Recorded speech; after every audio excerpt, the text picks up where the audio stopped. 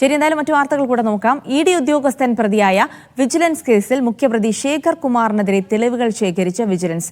E D assistant ഡയറക്ടറായ ശേഖർ കുമാറിന് ഉടൻ നോട്ടീസ് നൽകും. ആഭ്യന്തര അന്വേഷണം ആരംഭിച്ചിട്ടും വിജിലൻസിനോട് ഇ ഡി രേഖകൾ ആവശ്യപ്പെട്ടിട്ടില്ല. പ്രതികളിൽ നിന്നും പിടിച്ചെടുത്ത ഡിജിറ്റൽ ഉപകരണങ്ങൾ ഫോർമാറ്റ് ചെയ്ത അവസ്ഥയിലാണുള്ളത്. ഇ ഡി കേസ് ഒത്തുതീർപ്പിന് വൻ തുകകൾ നൽകിയെന്നതുൾപ്പെടെ വിജിലൻസ് ഓഫീസിലേക്ക് പരാതി പ്രവാഹമാണ്. നിതിൻ സേവ്യർ വിവരങ്ങൾ നൽകാനായി ചേരുന്നുണ്ട്. നിതിൻ, എന്തായാലും ഇ ഡിയെ കുടുക്കിയ കേസായിരുന്നു ഇ ഡി ഉദ്യോഗസ്ഥനെതിരെയുള്ള വിജിലൻസ് കേസ്. അതിൽ ഇ ഡിയുടെ ഭാഗത്തുനിന്ന് ആത്മാർത്ഥമായൊരു ഇടപെടൽ ഉണ്ടാകുന്നില്ലേ?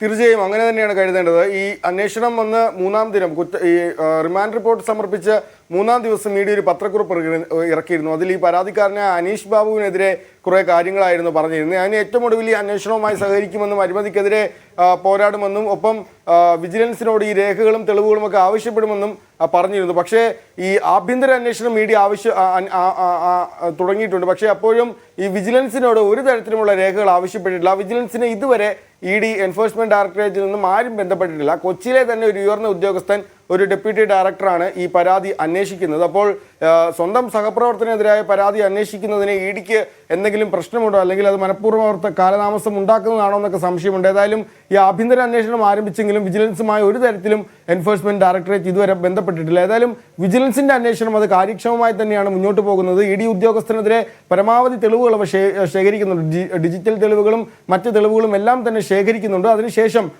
ഉടൻ തന്നെ ശേഖർ കുമാറിന്, അസിസ്റ്റന്റ് ഡയറക്ടറായ ശേഖർ കുമാറിന്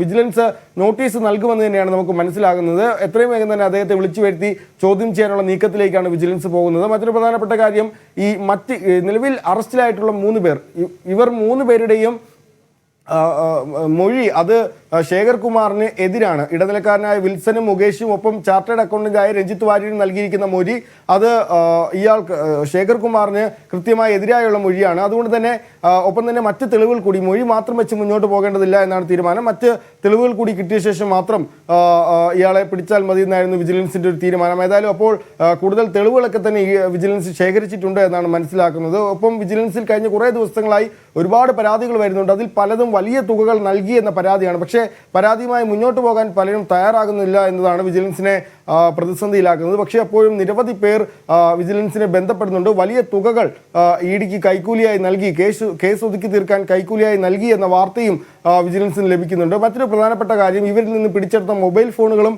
പെൻഡ്രൈവുകളും ഒക്കെയാണ്. ഇതെല്ലാം തന്നെ മുഴുവനായി ഫോർമാറ്റ് ചെയ്ത നിലയിലാണുള്ളത്. ഇത് തുടക്കത്തിൽ സൈബർ പോലീസ് പരിശോധിച്ചിരുന്നു. പക്ഷേ ഇതിൽ നിന്നും ഒന്നും ലഭിച്ചിട്ടില്ല. അതുകൊണ്ട് തന്നെ പോലീസിന്റെ സൈബർ ഫോറൻസിക് വിഭാഗത്തിന് ഇപ്പോൾ ഈ മൊബൈൽ ഫോണുകളും ലാപ്ടോപ്പുകളും പെൻഡ്രൈവുകളും ഒക്കെ പോലീസ് നൽകിയിട്ടുണ്ട്. ഇനി പ്രത്യേകം സോഫ്റ്റ്വെയർ നിർമ്മിച്ച് ഇതെല്ലാം തന്നെ റിട്രീവ് ചെയ്യാനുള്ള ശ്രമമാണ്, ഇതെല്ലാം തിരികെ എടുക്കാനുള്ള ശ്രമമാണ് നിലവിൽ വിജിലൻസ് നടത്തുന്നത്. ഏതായാലും കൂടുതൽ അന്വേഷണത്തിലേക്ക് വിജിലൻസ് കടക്കുന്നുണ്ട്. ഉടൻ തന്നെ ശേഖർ കുമാറിനെ നോട്ടീസ് നൽകി വിളിച്ചു വരുത്തി ചോദ്യം ചെയ്യാനാണ് വിജിലൻസിന്റെ നീക്കം.